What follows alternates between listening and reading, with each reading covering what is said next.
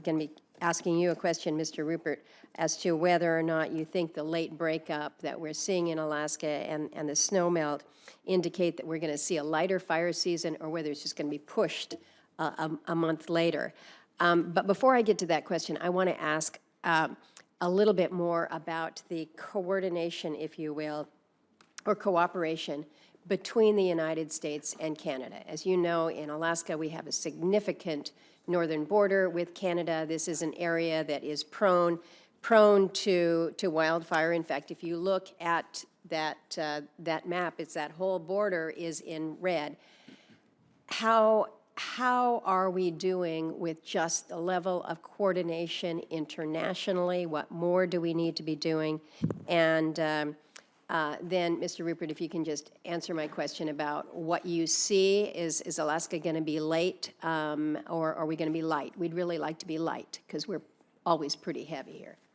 Well, in terms of the relationship with Canada, so there's a bilateral agreement in place. It's been in place for many years. To your point, we regularly share resources back and forth.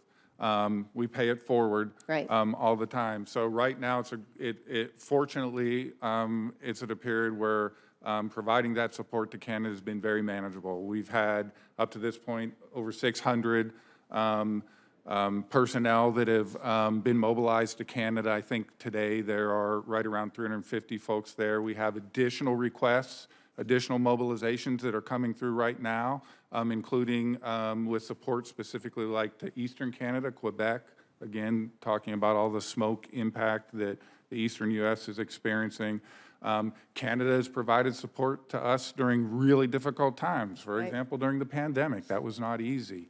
2019 was a big year sharing resources. That was a hard year for all of us. So there's a great relationship and a great history there, and I think every reason to expect that's going to continue to be the case.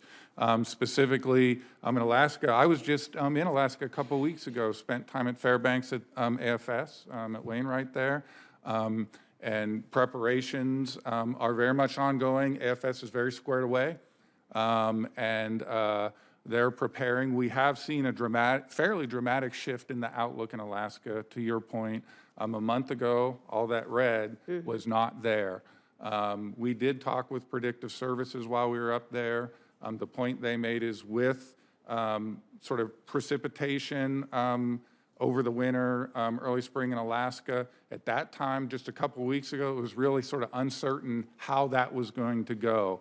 Now, fast forward just a couple of weeks, and it's pretty clear that as things are starting to dry, now there is a real likelihood of above normal activity in Alaska. And so above normal, a little bit later in the season, but is this going to extend us later? You don't necessarily know. So we're going to be above normal is what you're saying. Yeah, so the outlook looks 4 months forward, and over that time period, we are at this point anticipating there's going to be the potential for above normal fire activity. Well, we will get ready.